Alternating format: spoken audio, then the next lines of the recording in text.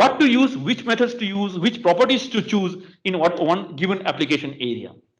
So this is why I paused in this quadrant and gave you a lot of GAN, so-called, because the real life scenario is not as smooth as you try to do discovery work and you get nice IC50 values and all of that. Of course, there are also yet the challenges. But if you are moving over to a non-pharma sector, this is the real life scenario. Anyway, let's speed up a bit now. So first row, second column, de novo design. Here, neither the ligand structure is known.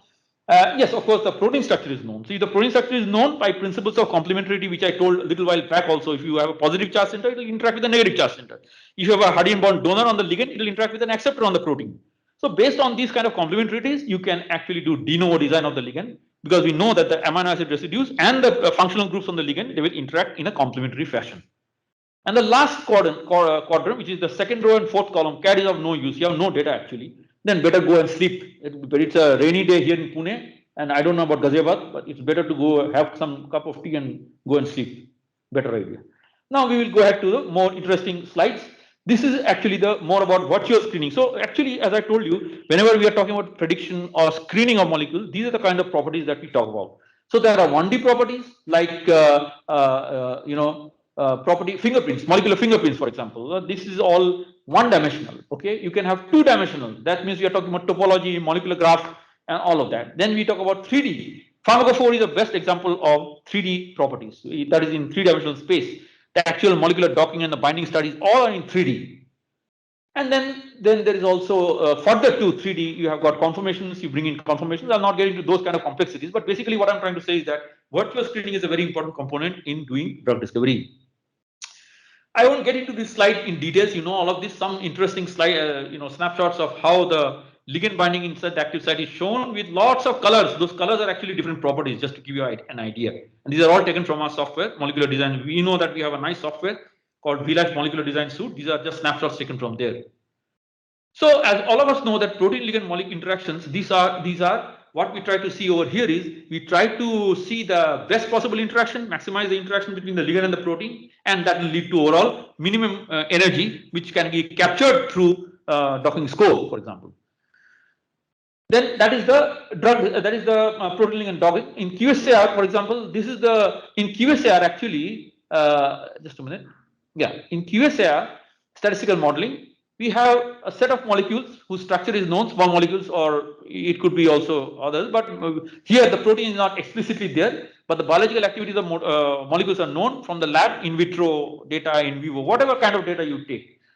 And based on that, you develop statistical models, and and those are based on molecular descriptors. Descriptor means properties. So here the properties are very important, and then finally you can get what is called as a contribution plot. You can see that graph. It shows some particular properties over there, like dipole moment, some particular sulfur count, and all of that, hydrogen bond acceptor count. These are typical, what shall I say, properties. And some of the properties you can see contributing in the negative direction. That means they have to be decreased. Some are in the positive direction. Some are very low. That their contribution is low. After doing a QSAR, you would have to analyze such kind of, data to understand that which properties are contributing more than the others, and take a call accordingly. Chemoinformatics is nothing but about database search. But before doing database search, you need to do, you need to have a hold on idea or grip about what kind of properties to utilize for doing the database search. So one of the best kind of properties that you can use for database search, which we use right, left, center for the industry work, whether it is pharma or non-pharma, is pharmacophore based property, pharmacophoric properties. Why these are very important is these pharmacophoric properties actually come from directly the properties which are related related to good binding of the molecule inside the active site of the protein. Because it is related to the binding of the ligand in the active site, that's why these properties are extremely important. One of the best kind of properties that you can use for doing a database search. Okay, so I'm not getting to the details of this. Now I will skip this. Then which competition? I told you that what to use where. What to use where will depend on certain parameters from the modeler's perspective. It should be fast and accurate. It should give you ideas for good design of molecules. You should, it should try to reduce the false positive and the false negative. That means the prediction accuracy should be high, failure should be less. This is the whole idea. Now, this is a very old slide, to be frank with you. But my colleague, Dr. Kundan Ingle, who was supposed to give, but he's not, he's busy with something else. So I was requested by Amit to give this presentation, and this slide is my very favorite and pet slide, PET, pet slide. You understand what I mean? I've been using it for the last 25 years of giving presentations. I never miss this slide. So on my people know it, so they have included it. But we have included some new things over there.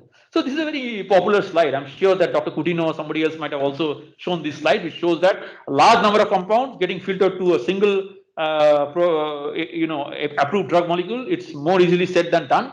Long number of years, lot of money involved, lot of failure rates, and after the 6.5 years of whatever modeling, etc., we do, and IND submission and approval by investigational new drug, IND approval by FDA, the entire clinical, that means the phase 1, phase 2, phase 3 clinical trial, submission as a new drug application, NDA, and all of that is mandatory. You cannot shortcut any of that. But what I'm trying to say is this right side, you see, we have added a few more things. See, having done this exercise of drug discovery, you get inputs which are very important for even further work in formulation and development and stability. Because particularly when you are doing this clinical trials part, you will have inputs, you will get inputs which can be utilized for further applications, formulation development and stability, process development, metabolism, toxicity, and all this. These are all fallouts. When you do the clinical trials, these are fallouts. But each can become an independent area where a lot of further research work could be done and potential candidate molecules could be developed. Because ultimately, as I told you, the name of the game here is not just efficacy, but you have to look at all these parameters and ultimately optimize your drug molecule. Okay. Now, this is almost toward the end. So, so you see over here, since we talked about formulations, we want to just give an example. Since we talked about formulations in the earlier slide, I just want to give you an example how in formulations the method that we are talking about could become useful. And mind you, formulations is a very, very important aspect in the real world. So you know very well that in the pharma sector, there are both generic pharma companies as well as there are the drug discovery companies. Okay. Now, the generic pharma companies, they are very specific and they don't have time to do, wishy-washy kind of things. Okay. They don't have time. They don't want to look at any white elephants. So for them, formulation is a very important aspect because that is almost at the last stage. So we talk about drug product and drug substance, and we are talking about right now, we are talking about the drug product as a whole. It can be any form. It can be capsule, it can be tablet, injectable, IV, whatever. But when we are talking about the final drug product, it's a formulated concoction of a lot of things. Okay. Apart from the active pharmaceutical ingredient API, you also have many other things over there, right? Excipients, binders, additives, this, that, many things, carryover products in the entire ROS reaction scheme, etc., etc. I'm talking about in the generic world. There, you see, for example, if you want to employ ligand-based methods. So, whenever we are talking about, I just now told you about toxicity. In toxicity itself, there are so many things. Genotoxicity is only one aspect, which is very important today. But there are other parameters like acute toxicity, cytotoxicity, clustogenicity, and there are so many. I can keep on talking about that. See, so if you want to study, just one example I'm giving you, similarly also for solubility, similarly also for stability and many other things. But these are all properties, right? So you can take that as a dependent variable and you can correlate it with independent variables, exactly what we do in QSAR. So that's why we have put it under ligand-based method. So predictions, ultimately what we are trying to say is that what kind of properties would fine tune and give you the best possible, most efficacious and most efficient formulated drug product. So applications of QSAR would be very important. But let me tell you, having said that, you must always understand that what are the statutory warnings. Like you have statutory warning that being too much, today the statutory warning in the COVID world, the new norm so-called COVID world is you spend 24, you try to spend 48 hours in not 24, stretch 24 into 48 and spend the whole time online, right? So it has its own side effects, you know that very well, right? So you should understand that what is the safety levels. So why did I say that? Because it is one thing to do a QSAR on a set of nice molecules, antifungal molecules. You are trying to see its binding with lanosterol 14 alpha demethylase. It's one of the famous targets for antifungal work. As well, molecules nice. They have got nice IC50. All that is very nice. You get a nice paper out of that academic publication. But that is not the end of the story.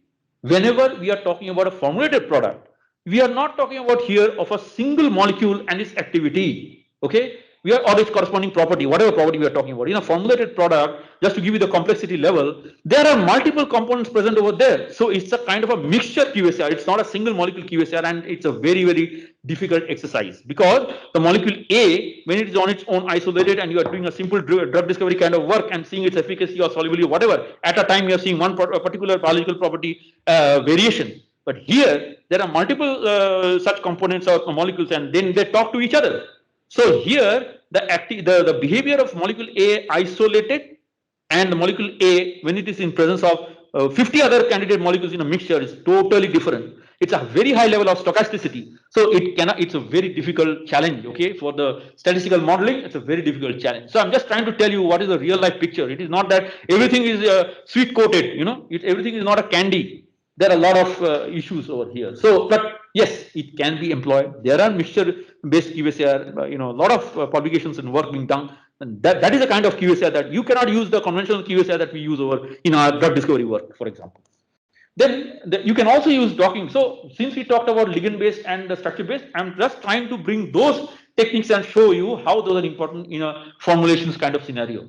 So when we are talking about docking-based, yes, usually you people are more used to studying target molecules or enzymes or proteins or whatever it is, and the binding of the small molecules. Here, there will not be, for example, in case of formulated products, we are not talking about proteins, but definitely we are talking about two molecules interacting with each other. Maybe one is the API itself, active pharmaceutical ingredient, other one is the excipient, for example. Okay, so drug excipient interactions. So we are talking about a complex. A complex need not be a protein ligand. Don't have this misconception. It's always a protein ligand complex. It could be any two molecules, an assembly. It's an adduct or an assembly which are talking to each other. And the name of the game, as I told you, in all kinds of drug discovery work is study the interactions. The bottom line is the interactions. Sadly, because of COVID-19, all interactions are now restricted to online, like what I'm doing also with you. These kind of things we used to do physically being present in front of you. Okay, but now everything is online. But that is the current scenario, and I hope things will pass over and we'll get back to normal and things will become more interactive. So I want to leave with only that message. Interaction is the key. Interaction is the most basic thing which leads to all other fallouts. Thank you so much.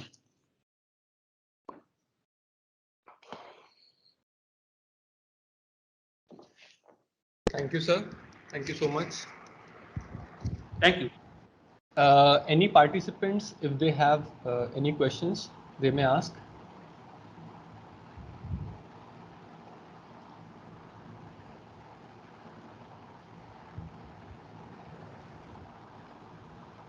So, hello, sir. There are no questions. Yes, sir. Sir, please ask your question. Very good afternoon, sir. Very nice presentation, sir. Thank you.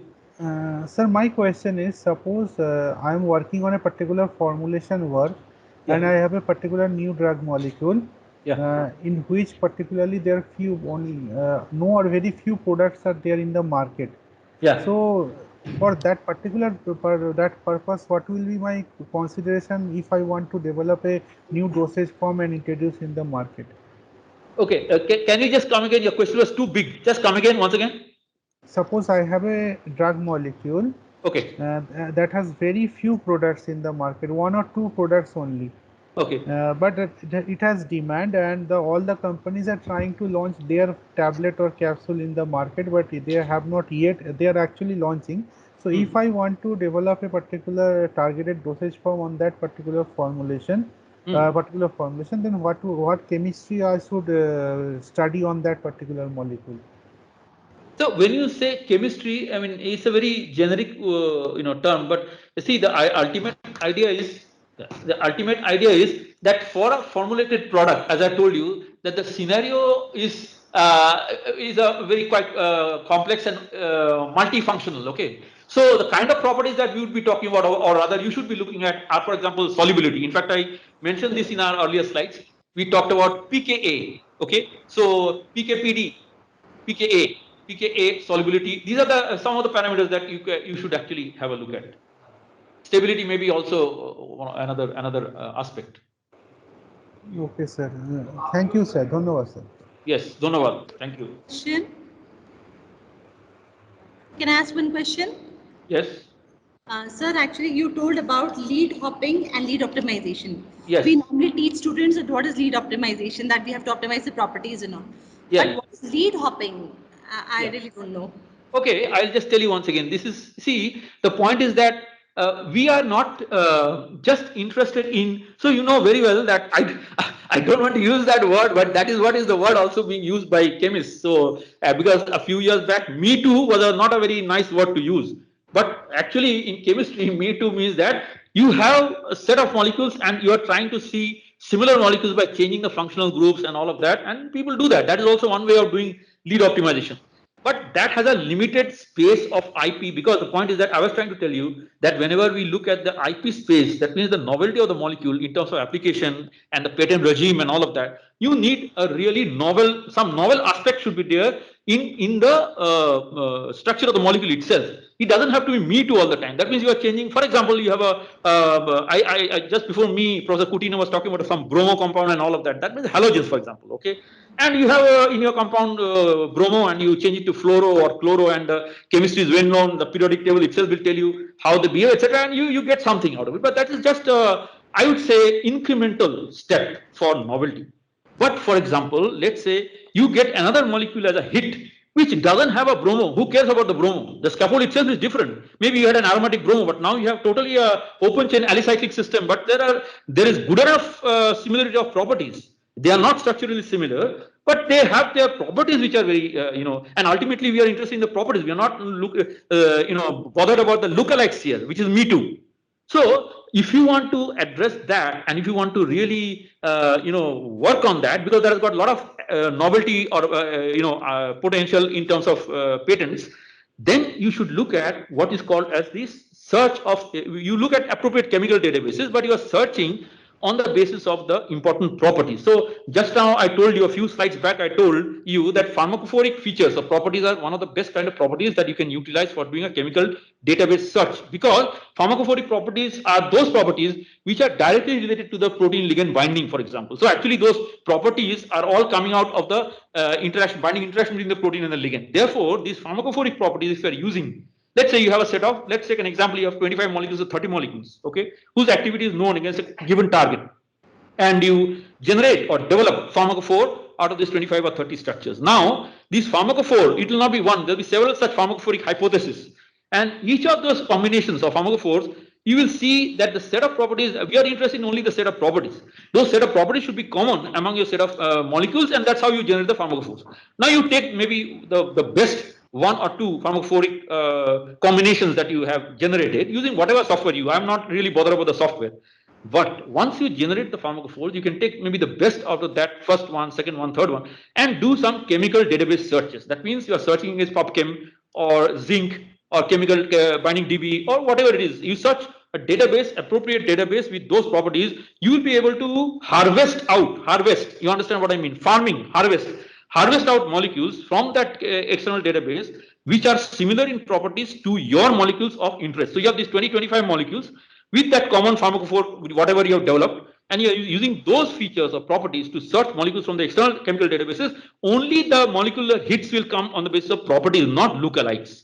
So you will definitely land up with lots of molecules which might have altogether different chemical scaffold or chemical, the moieties which are present. It is not just me too. So there, the novelty, because you might be starting with a certain aromatic system, you might be landing up with something else, maybe aromatic, but altogether different. Maybe a pyrazole system, but it has landed up with a altogether different aromatic system, present over there. So what I'm trying to say is that in that the chemistry of the molecule, the novelty of the chemical space explode, everything becomes much more promising, and that's what actually leads to more and more better patent space or patent coverage, which is very important for IP issues, IP rights. Okay, fine, sir. Sir, one more question, sir. Can I ask Yes. one more question? Yeah, Sir, yeah. I've recently read that this Novalid has developed one COVID drug, and that that is able to regenerate the cells which has already damaged by COVID. So, sir, Yes. can you So please actually, tell me about that? actually for this, yes, as I told you, I'll only say one thing: we have got a good amount of expertise in drug repurposing and repositioning, and so that's why this is the fallout of that, but I'm not the right person to talk because I don't work on the project. So you need to talk to the right person. You can talk to Amit and get connected to the appropriate people. Fine, sir. Fine, sir. Thank you so much. So Dr. Kundan, who was supposed to give in my place, is the right person. You can talk to him one-to-one on this. Yeah. No problem, sir. We learned a lot from you, sir. Absolutely. Yeah. I don't want to be a jack of all trades. Let me be a master of some of them if I can. Yeah. Okay, sir. Sure, sir. Thank you so much, sir. Any more questions? Mr.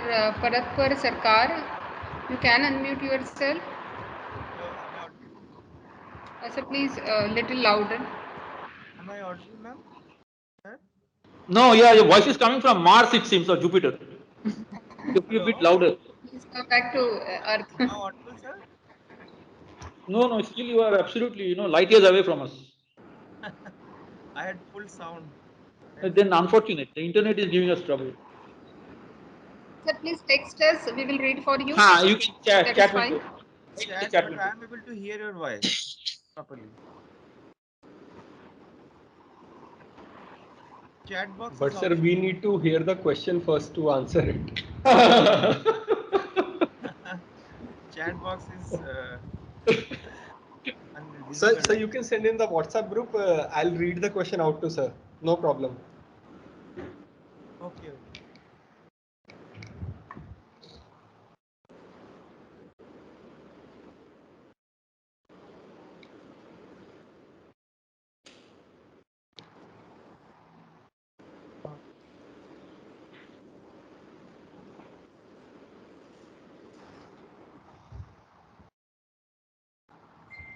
So the one point which I truly liked about your presentation is about the way you emphasized on QSAR, because that is the zest of computer-aided drug design, and with the fascinating structures and all that, everybody is towards the docking, simulation. So that only makes everyone interested in CAD, but the real the thing which is required for the market or for the health sector is the ligand-based drug design. Yeah. I mean, both are important in their own space. Both are important depending on the application. But the ligand-based is quite neglected because of the way people think that it is all theoretical. It is theoretical because of that. Yeah, actually, having spent our majority time in drug discovery, we are very aware of this. That's why I paused there and tried to give you the real picture. Right, sir. Thank you so much for giving that scenario, explaining Sir, that. I got the question from Dr. Paratpar Sarkar. Okay. His question is, can we go for drug repurposing for COVID? I guess we already done that. Yes, we can. Already. Sir, Yeah, whatever drugs you are hearing in the market and you are all drug repurposed drugs basically, meant for some application. And now, if I still remember, in the earlier times, hydroxychloroquine was being used. That was actually meant for some other application. I think malaria, right? Malaria. And then Malaria, see yes. that it has good applications here. So almost all the drugs in COVID are repurposed drugs. Sir, there is one small query that is generated.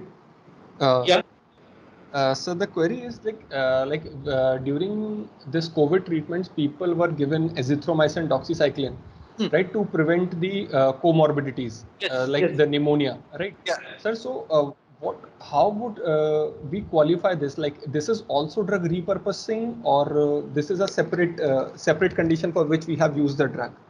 Because it is not directly treating or acting on the COVID virus. They are treating they can't they are treating the comorbidities. So can we say that this is also drug repurposing?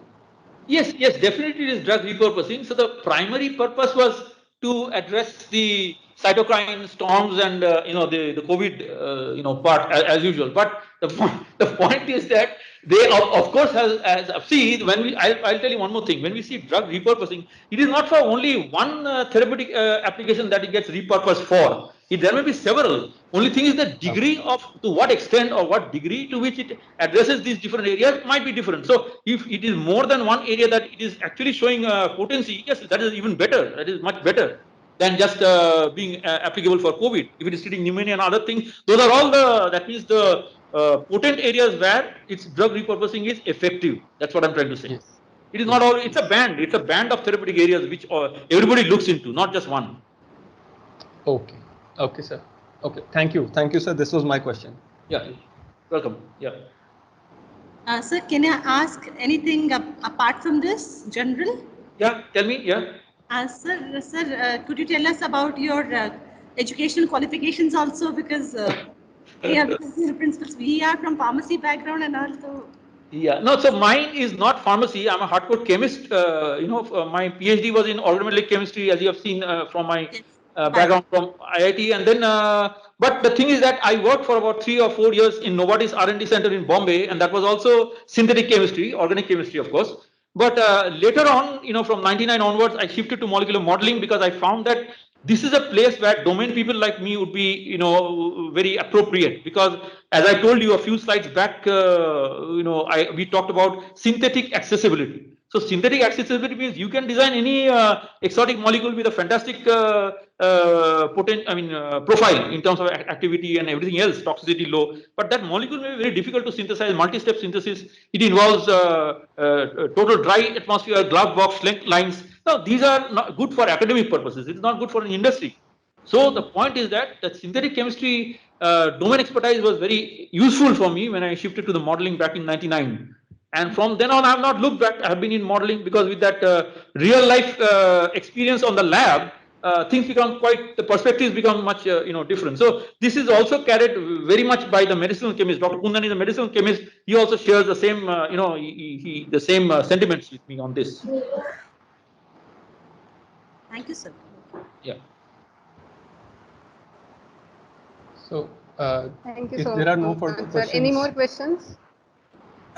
Yeah, just add Yes, on to Mr. this, Ramesh. just wanted to tell that if any of the participant would like to use our demo version, they can put the request on our website. So we provide a 15 days demo version, which have all the modules, both docking as well as QSR, Yes. and they can use it for their research purposes. It is with the same name, sir. It is with VLife MDS only, na? Or have Yeah, you done VLife it? MDS, VLife MDS. Okay. Oh. The site is So separate. that is a very right, sir. Yeah, vlifesciences.com.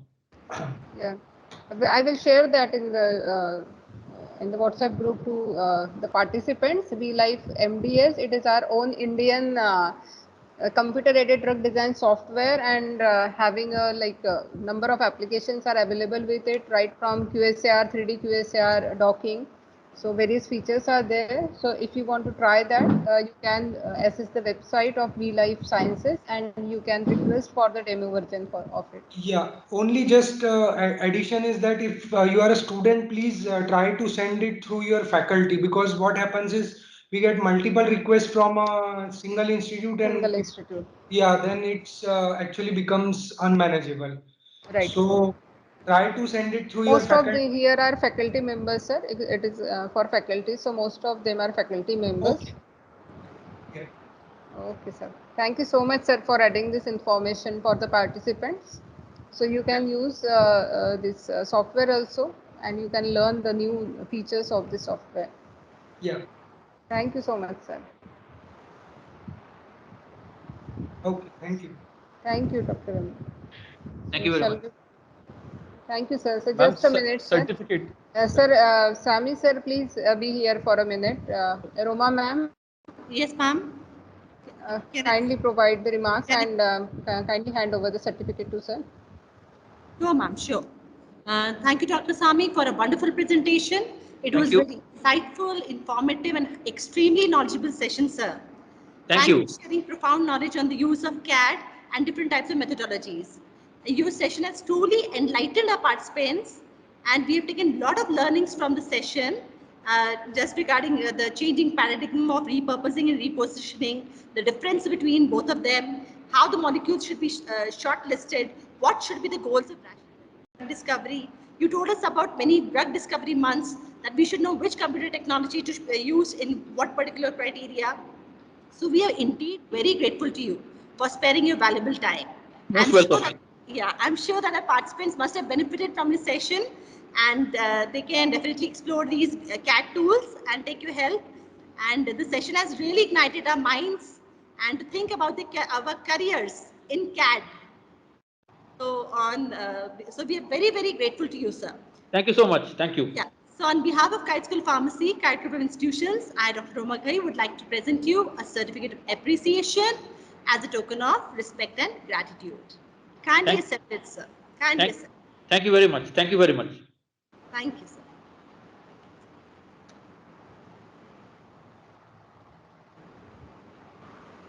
Thank you once again, sir. Thanks. Thanks. Appreciate it. Thanks a lot. Sir. Yes, sir. Welcome. Would like to listen to you once again, sir. Okay, thanks a lot. Yes, I yes. think you should also listen to Dr. Kundan because he is also equally exhilarating and scintillating. You must have that also at some time. Yeah. Yes, sir. Thank you so much, sir. Thanks a lot.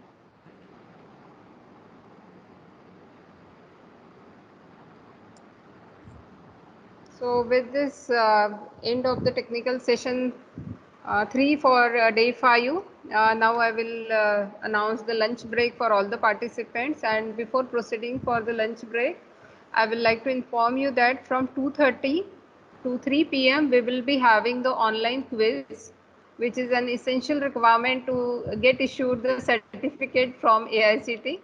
So all be prepared at 2:30 p.m.